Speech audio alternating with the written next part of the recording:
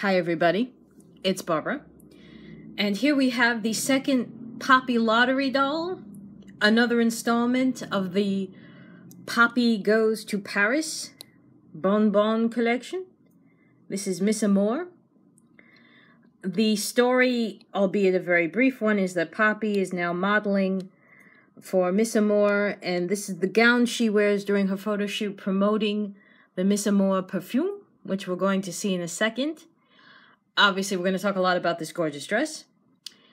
But very briefly, this is a pretty large box, guys. I would say if it's not a foot wide, it's pretty close.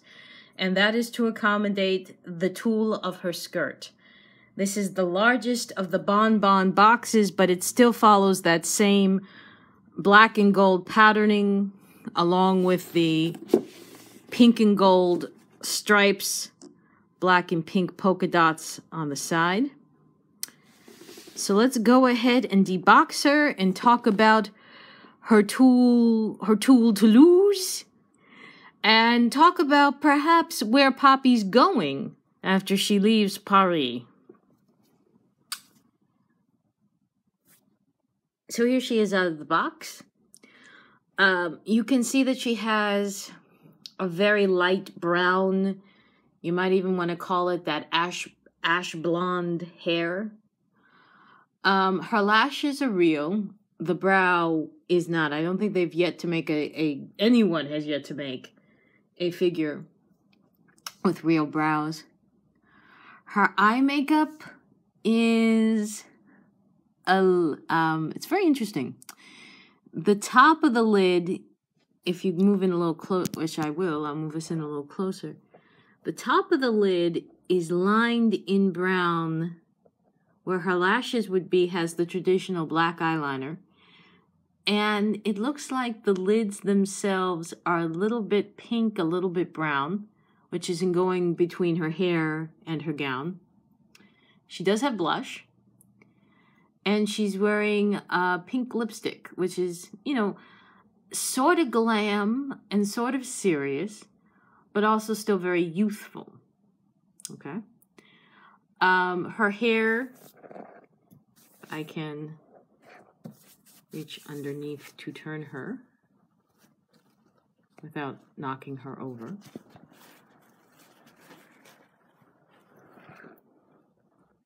Her hair is in that sort of half ponytail bun. There is glue and gel in it. So I'm not, obviously, if you're someone who likes to rewash the hair and take it down, there certainly appears to be enough of it that you could redo her hair. I'm not going to do that. I love the hairdo. It's one that I wear frequently, so I think that's very cool. Her neck, the closure at the neck, it's kind of hard for me to tell. It's a very, I want to say that there's pearls there that go, yes, there are pearls there that will go through a loop. And then the gown itself is going to close with a hook and eye, as will the belt that goes around the bodice. So I'm going to pull back for a second and put this down. And I'm going to very slowly turn her back around. There we are.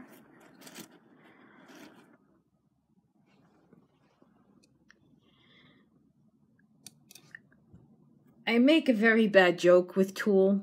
Hurry, Robin. There is not one moment to lose. Because in general, I'm not a fan of tulle, not a fan of Ruffles. But God bless David Boutry, this works. It just works. The Ruffles are made out of tulle. See, this is how exciting it is. That we had to have a trumpet fanfare in the house. This is how exciting it is that everything works. The Ruffles are made out of tulle, and that continues from the bodice into the skirt. And if you will notice, there is detailing. as if she had pearl buttons all the way down. I'm going to pull back all the way down the skirt to the very bottom. So that consistency of detail is very nice.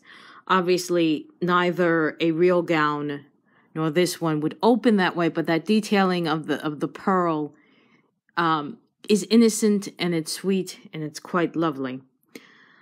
The ruffles are sewn into the base of this gown. And the gown, as you can see, is lined in pink with more traditional 2 layers of white tulle. Oops. Scroll down a little. 2 layers of white tulle underneath, as well as her stockings.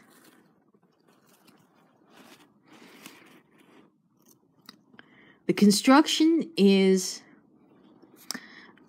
very solid. This is not fragile. You can touch it and nothing's going to come off in your hand.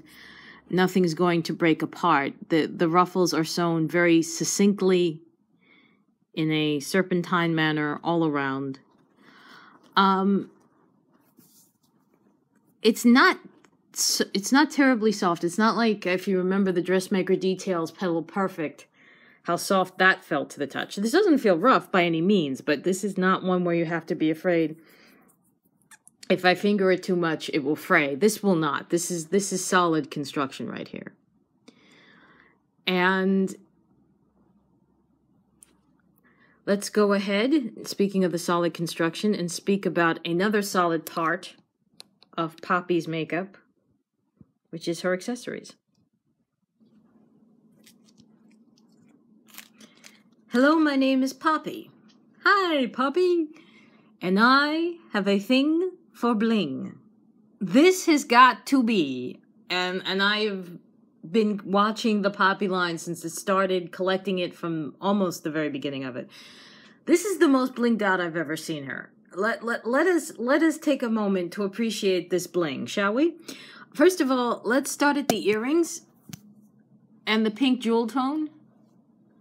Double gems, the very large pink gem at the ear, and then the dangle, OMG. Very elegant, matching the shade of her lipstick. And then, hi there. Please mug me. This is my ring.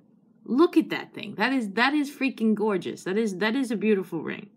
That is probably immediately shooting up to like my second and or third favorite ring ever from anything Integrity. And then you have the gold bracelet, which is very solid. You will have to take the hand off to put it on. The detailing of it is such... There isn't a fleur-de-lis, but it does have that royal engraving to it. I have no... Does that make sense to anybody? She's making up terms. But it has that royal design to it, if you will. And mind you, she's not supposed to be royal, but it certainly has that feel. So let me back up to here. Here we go. So you can see everything again. I did not put them on her because I wanted you to see them in their delicateness. For all the bling above, you don't want to go overdo it with the shoes. The traditional Poppy Parker kitty heel with the bow, a pink to match the tulle of the skirt, if you can hold it up. The pinks match with the bow. Very nice. Considering the bling, it's very simple in its satin. For a second it looked open toe, but it really isn't. It is a closed toe shoe. I'll leave them down here. The purse, which I'm just going to pop right out. This is the purse. It has a rose design at the closure and a snap to open it. Though you really can't put much in there. This is not one of the FR purses where you can actually put stuff in it, which is fine. Very simple box design, appropriate to the clutch. I'm going to put that down too. And of course, if you know the doll, if you've seen photos, certainly, especially from the lottery, you remember that she's posing with Miss Amour Parfum. What did it says? ITI, it says, I think it says copyright ITINC, which I think was integrity. But here's the parfum. Oops, sorry. Here's the bottle. In one of the lottery shots, she's holding it in her hand. So I'm going to go ahead and see if I can pose her with it in her hand. I think this is one of those situations where you would actually need ticky tape. Oops. And her ring just came off. But I'm going to put the ring back on. And I'll pronounce you all blinged. Whoa. I now pronounce you all blinged out.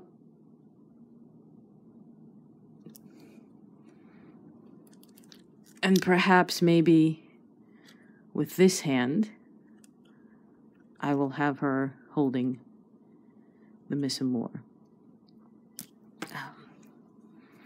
I'm fairly certain. Oh, that time it almost worked. Where did it go? There it is. I think, yes, you are going to need sticky tape to replicate the pose, but I think this is, ooh, come on. It's sort of like I almost have it balanced. Okay, here it is. Here we go. If I, whoa, I had it for a second. You saw that on film. I had it for a second. I think you are going to need some tape to hold it in place, to wrap it around, but this would be the pose. And by the way, in the product placement, this would be, if this was product placement, this would be center frame with her a little bit in the background and the ring up a little bit more. But but you get the point. You will need some ticky tape or a rubber band around it to hold it in place, because it's not going to stay in her hand on its own. But you get the point. This is the perfume. And this is perhaps the loveliest poppy ever in terms of bling. Serenely charming and elegant. It is a fitting end to the Poppy Parker line. What? An ending? What the hell is she talking about? Well, calm down, folks. By ending, I mean Poppy can only go to Paris for so long. And then eventually she has to go somewhere else. And if the hint we got at the convention is anything to go by, Poppy's next stop, which makes sense, is London, and is going to have more of that original London mod mid to late 60s feel.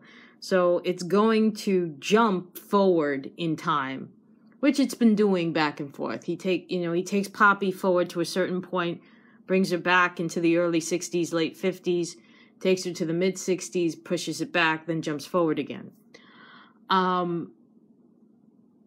Detailing wise, I do have to say that for a collection, this has been the most beautiful of the poppies. And I think I said that before the last poppy review I did, but when I did the Sweet Dreams poppy in her negligee.